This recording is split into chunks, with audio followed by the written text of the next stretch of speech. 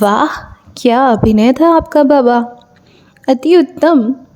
उर्वा के मुंह से बचकाने शब्द उससे भी अधिक बचकानी हंसी के साथ निकले। बाबा ने अपने माथे पर अतिरिक्त सिलवटें डालकर उसको गंभीर दृष्टि से देखा। चाचा बसंत कोई भजन गुनगुनाकर ऐसे अभिनय करने लगे जैसे उन्होंने उर्वा के बचकाने शब्दों को सुना ही नहीं।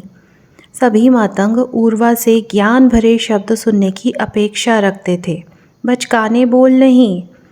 उर्वा 9 वर्ष का था जब मातंगों ने उसमें अपना अगला मुखिया देख लिया था। तब से उस पर दम घोंट देने वाली अपेक्षाओं का भार पड़ गया था। सब उससे यही अपेक्षा करते थे कि वो 80 वर्ष के वृद्ध की तरह बोलचाल करे।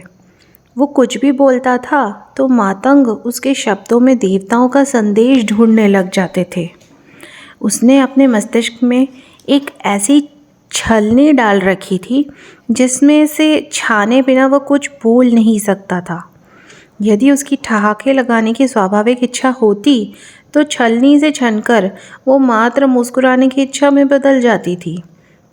यदि उसकी इच्छा मित्रों के साथ गपशप करने की होती तो छलनी से छनकर वो मौन की इच्छा में बदल जाती थी। केवल उसका परम मित्र धनुष्क उसके वास्तविक रूप को जानता था। उर्वा एक साधारण नौजवान था जिसकी साधारण इच्छाएं थीं। देवताओं ने ही उसे मातंगों का नेतृत्व करने के लिए क्यों चुना था? ये प्रश्न उसके मन में सदा उठता रहता था। वैसे अच्छा ही हुआ। धनुष्क ने उर्वा की बचकानी बातों से उत्पन्न हुए तनाव को समाप्त करने का प्रयत्न करते हुए कहा, अच्छा हुआ कि शहद का घड़ा फूट गया, अब हमें एक घड़ा कम भरना पड़ेगा। धनुष्क की बात उर्वा की बात से भी बचकानी थी, इसलिए उर्वा ने खुद ही स्थिति संभाली। ज्ञान वार्ता शुरू करते हुए उसने पूछा, बाबा, जल कन्या का रहस्य क्या है? क्या आपको उन बाहरी जनों की जगह 3 जल कन्याएं दिखाई दी? बाबा मातंग ने उत्तर दिया, कोई भी आत्मा जिससे आप जुड़ गए हैं, जिससे आपको किसी भी प्रकार की आसक्ति है, वो आत्मा आपके लिए जल कन्या है, क्योंकि वो आत्मा अपने बुरे कर्मों के सरोवर में आपको डुबो देती है।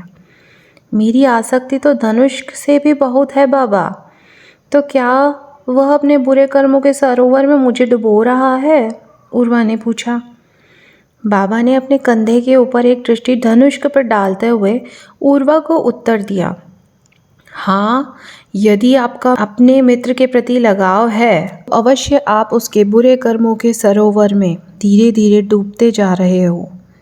जब मैं आपका कहता हूँ तो मैं आपकी आत्मा की बात कर रहा हूँ उर्वा नाम के किरदार की नहीं। हाँ, आसक्ति बुरी चीज़ है। धनुष्क के खिसियाए हुए मुंह से शब्द निकले। वो ये जताना चाह रहा था कि बाबा के शब्दों से उसे कुछ भी बुरा नहीं लगा था।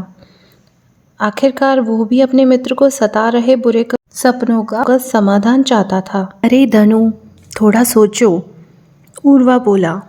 यदि आसक्ति के कारण हमारी आत्माओं के बीच बुरे कर्मों का प्रवाह हो रहा है तो वो प्रवाह दोनों ओर से होगा ना, यानी मेरी आत्मा के बुरे कर्म आपकी आत्मा की ओर भी प्रवाहित होंगे ना। बाबा मातंग ने समझाया, यदि आप दोनों की एक दूसरे से आसक्ति है तो अवश्य कर्म प्रवाह दोनों ओर से हो रहा है, अर्थात आप दोनों एक दूसरे के लिए जल कन्या हो। उर्वा बाबा की बात नहीं सुन रहा था। वो अपने मस्तिष्क में आसक्ति का गणित समझ रहा था।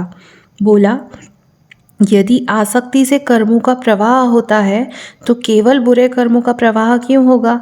अच्छे कर्मों का प्रवाह भी तो होगा। जाने दो, आप अभी जल कन्या का रहस्य समझने के योग्य नहीं हुए हो। बाबा के शब्दों में चिड़चिड़ापन स्पष्ट झलक रहा था। हाँ बाबा, मैं तो तब योग्य बनूंगा जब ये बुरे सपने मुझे पूरा पागल बना देंगे। उर्वा ने कटाक्ष किया। किसी और पर तो उसका बल चल नहीं सकता था, इसलिए चलते चलते एक पेड़ की डाली से पत्ते तोड़कर उसने अपनी भड़ास निकाली। लंबे क्षण बीते। जंगल की ध्वनियों में उन मातंग पुरुषों ने अपना एक शब्द भी नहीं जोड़ा। हाँ, जब वह ऊंचाई चढ़ रहे थे तब बूढ़े बाबा के हांफने की ध्वनि जरूर जंगल की अन्य ध्वनियों में मिश्रित हुई। ऊर्वा के मन में अचानक एक विचार आया। कहाँ से आया, इस बारे में सोचने की बजाय उसने तुरंत उसको प्रकट करना उचित समझा। बोला, बाबा, मान लो कि कोई प्रसिद्ध संगीतकार या गायक है, पूरे देश में उसको चाहने वाले हैं। उसके प्रशंसकों की उसके प्रति आसक्ति एक पक्षीय है।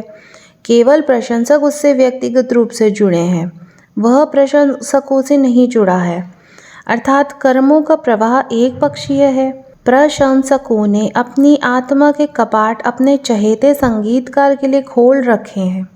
संगीतकार की आत्मा जितना चाहे उतने बुरे कर्म अपने प्रशंसकों की आत्मा पर उड़ेल सकती है। परिणाम स्वरूप संगीतकार सुख में जीवन व्यतीत करता है और प्रशंसक नित्य जीवन के दुख झेलते हैं।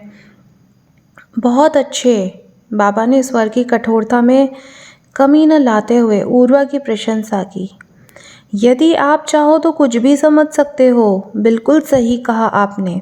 यदि आप किसी से जुड़े हुए हो, यदि आपको किसी से भावनात्मक लगाव है, तो आपने उस जीव की आत्मा के लिए अपनी आत्मा के कपाट खोल लिए हैं। उस जीव की आत्मा अपने कर्म आप पर उड़ेल सकती है और आत्मा का यह स्वभाव है कि वह बुरे कर्मों का त्याग करना चाहती है और अच्छे कर्मों को सहेजना चाहती है। किसी भी आत्मा को उसके कर्म आप पर उड़ेलने का अवसर दोगे तो वो आत्मा स्वाभाविक रूप से बुरे कर्म ही आप पे